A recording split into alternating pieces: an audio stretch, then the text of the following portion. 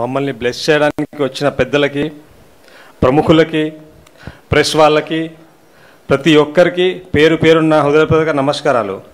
ముఖ్యంగా రామ్మోహన్ రావు గారు, ప్రసాద్ గారు, thank you so much sir. మీరు మమ్మల్ని చాలా బ్లెస్ చేయడానికి ఇక్కడి వరకు వచ్చారు. Thanks for that. ఈ సినిమాలో చాలా పెద్ద పెద్ద గొప్ప టెక్నీషియన్స్ ఉన్నారండి. అది మీకు కనిపిస్తుంది అక్కడ. ఆ టెక్నీషియన్స్ మంజుష గారు చెప్పినట్టు నాది కాదండి, ఏదైనా అది క్రెడిట్ నాది కాదు.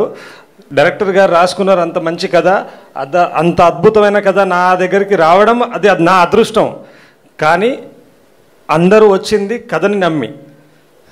సో ఆ క్రెడిట్స్ ఎవరి క్రెడిట్స్ వాళ్ళ దగ్గర ఉంటాయి. అండ్ ముఖ్యంగా డైరెక్టర్ గారికి ఆ క్రెడిట్స్ వెళ్తాయి.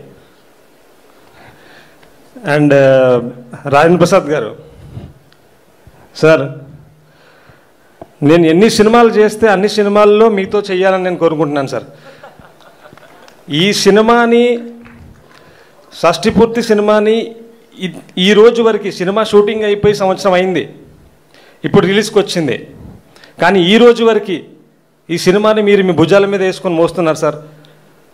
మీకు నేను జీవితాంతం రుణపడి ఉంటాను సార్. అండ్ అర్చనమ్మ గారు, అమ్మగారితో షూటింగ్లో ఎలా ఉండేదంటే, నాకు ఇంటికి వెళ్ళినప్పుడు తల్లిని చూడగానే ఎలాంటి ఫీలింగ్ వస్తుందో, ఇంటి నుంచి షూటింగ్కి వెళ్ళాలి అంటే సెట్లో మళ్ళీ నాకు ఇంకో తల్లిలాగా అనిపించేది. So thank you so much Archana madam, నాకు అంత కంఫర్ట్ ఇచ్చారు. Thanks you so much. And మన బ్యూటిఫుల్ ఆకాంక్ష గారు, పెద్ద పెద్ద హీరోలతో సినిమాలు చేసిన తర్వాత కూడా ఒక కొత్త హీరోతో సినిమాలు చేయాలి అంటే హీరోయిన్స్ చాలా ఆలోచించి స్టెప్ తీసుకుంటారు.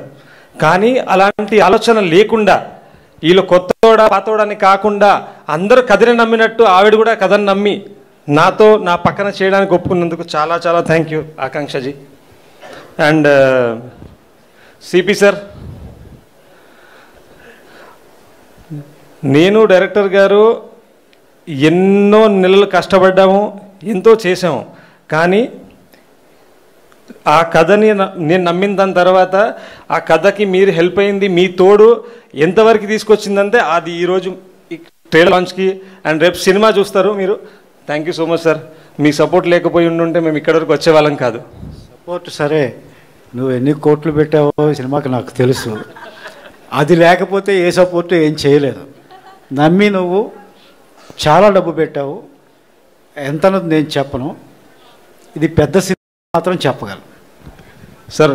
ఆబ్వియస్లీ పెద్ద సినిమా, కానీ నేను నమ్మింది కథని. కథ బాగుంటే డబ్బు పక్కన పెట్టేసి కథని న్యాయం, ఆ కథకి ఎంత డబ్బు పెట్టాలో, ఆ కథకి ఎంత న్యాయం జరగాలో అనేది జరగాల్సిందే. లేదంటే అలాంటి కథలు చేయకూడదు. చిన్న కథ చేసుకోవాలి. మన దగ్గర బడ్జెట్ తక్కువ ఉంది అంటే చిన్న కథ చేయాలి. కానీ నేను మన కల్చర్కి, మన ఫ్యామిలీ బాండ్స్కి సంబంధించిన కథ చేస్తున్నాం షష్ఠి పూర్తి. ఇలాంటి కథని నేను చిన్న స్కేల్లో చూపించలేను. రాజేంద్ర ప్రసాద్ గారు అయినా కూడా, అర్చనమ్మ గారు అయినా కూడా, టెక్నీషియన్స్ అయినా కూడా ఎందుకు అవసరం అంటే కథకి అది అవసరం. అలాంటి టైటిల్తో మేము వస్తున్నాము, అలాంటి కథతో వస్తున్నప్పుడు అలాంటి టెక్నీషియన్స్ అవసరము, అలాంటి కాస్ట్ అవసరం. సో బడ్జెట్ తప్పకుండా అవుతుంది. కానీ నాకు ఎటువంటి భయం లేదు. ఎంత బడ్జెట్ అయినా, ఎన్ని కోట్లు అయినా కూడా. రేపు సినిమా 30న వచ్చే శుక్రవారం రిలీజ్ ఉంది. నా డబ్బులు 2 రోజుల్లో తిరిగి వచ్చేస్తాయని నమ్ముతున్నాను. అండ్ రూపేష్కి రూపీస్ విషయంలో భయం లేదు. నాకు భయం ఒకటే అండి, ఎప్పుడైనా ఒక పని చేస్తున్నామంటే జాగ్రత్తగా చేయకుండా ఉంటే ఎవరో ఒక క్వశ్చన్ వేసి అక్కడ భయపడతాను సార్. సార్ కష్టపడదాం, సంపాదిద్దాం.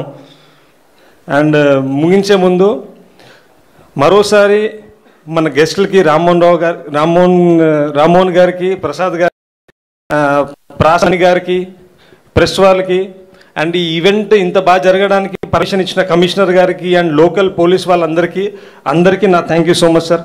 మంజుష గారు, మీకు కూడా థ్యాంక్ యూ సో మచ్.